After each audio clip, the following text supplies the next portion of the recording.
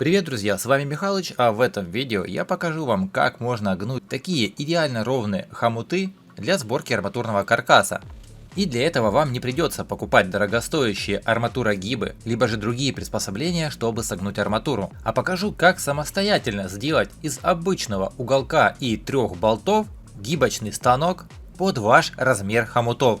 А из инструмента вам потребуется дрель или шуруповерт, сверло и гаечный ключ. А также у меня на канале в плейлистах есть видео, где я показывал дедовский способ, как гнуть арматуру. Оставлю ссылку в правом верхнем углу. Обязательно посмотрите. Да и вообще подписывайтесь на канал, так как там уже много полезной информации о строительстве, а будет еще больше. У меня была задача залить перегородки в доме. И конечно же под них нужно было вязать арматуру. А чтобы рабочую арматуру закрепить, нужны хомуты. А чтобы их согнуть, не покупая никаких приспособ, нужно было ее смастерить самостоятельно, да еще и подогнать четко под мой размер, так как перегородки я планирую выкладывать из красного кирпича толщиною в пол кирпича и в кирпич. Фундамент у меня глубиной 60 см, а шириной 25 см. Поэтому хомуты я гнул с учетом защитного слоя. Если вы не знаете, о чем идет речь, посмотрите подробное видео о заливке фундамента под дом, я все там рассказывал, также ссылка будет в правом верхнем углу. То размеры я брал следующие. Длина хомута мне потребовалась 50 см, чтобы дать защитный слой 3 см сверху и 7 снизу, а ширина хомута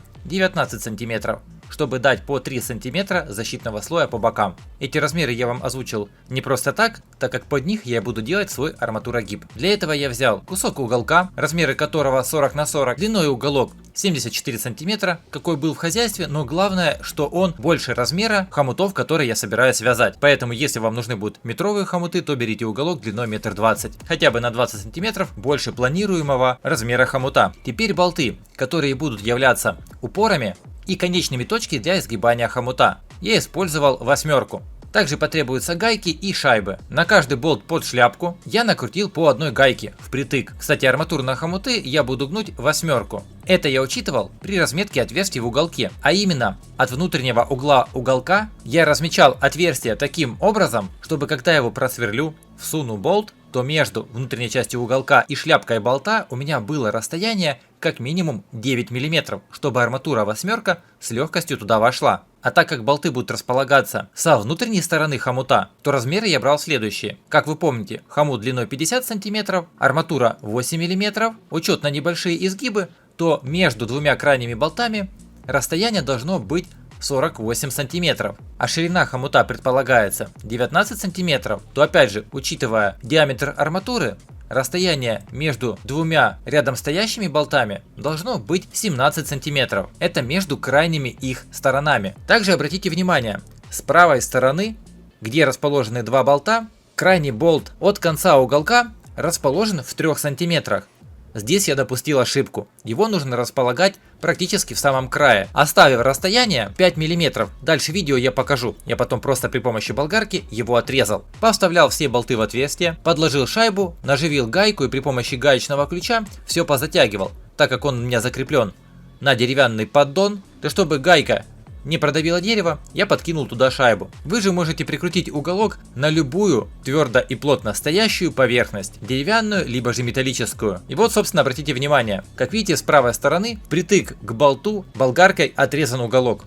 Вот так вот правильно выглядит гибочный станок для арматуры, готовый к использованию. Причем эти размеры для литья перегородки экономически продуманы. Арматура в продаже с металлобаз идет длиной 12 и 6 метров. В основном продают 6-метровую. Я же, чтобы не оставалось никаких остатков и фундамент был достаточно крепкий, рассчитал, что глубина залегания фундамента под перегородки должна быть 60 сантиметров. Для этого я резал арматуру длиной по 1,5 метра, и как раз этой длины хватало, чтобы согнуть один хомут. Теперь, собственно, демонстрирую, как это все работает. Берем арматуру, вкладываем за болты. Видите, она спокойно входит, даже есть небольшое расстояние. Если вы планируете гнуть арматуру 8, а потом еще 10 либо 12, то болты от внутреннего угла уголка отодвигайте на расстояние большей арматуры. Не переживайте, более тонкая арматура будет также нормально гнуться. Кстати, еще после пробного хомута я не только отрезал уголок, но еще и подкинул по одной гайке под болты. Как можете видеть, 2 гайки и шляпка болта. Теперь я взял метровый отрезок толстостенной трубы, надел на арматуру. Как видите, выпуск я делал арматуры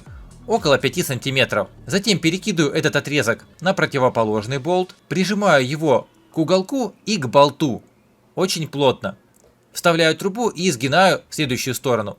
Затем завожу угол за средний болт и снова гну хомут. Главное, не задирайте трубу вверх, чтобы хомуты были ровные в плоскости, а не кривые. Это, конечно, не критично, потом исправляется, но лучше сразу делать правильно. А затем вот этот изгиб снова завожу за дальний угол и здесь опять изгибаю. Вот у нас практически готовый хомут. Ну и чтобы его дозакончить, снова завожу за средний болт и догибаю наш хомут. Вот и все. Хомут полностью готов. Посмотрите, какой он получается. Идеально ровный и нужного нам размера. С такими хомутами арматурный каркас будет просто идеально ровный и крепкий. А если это видео вам понравилось, друзья, поддержите его лайком. Оно всегда будет у вас в понравившихся. И когда придет время арматурных работ, вы зайдете в плейлист понравившиеся и просмотрите данное видео, наполнив себе всю полезную информацию. А для меня это будет лучшая благодарность за создание такого полезного видео. Поэтому, друзья, на этом у меня все. Если информация понравилась, подпишись, потому что будет еще много чего интересного. Если остались вопросы, задавай в комментариях. На этом у меня все. Желаю вам легкой работы и удачного дня. До встречи в новых видео. Пока!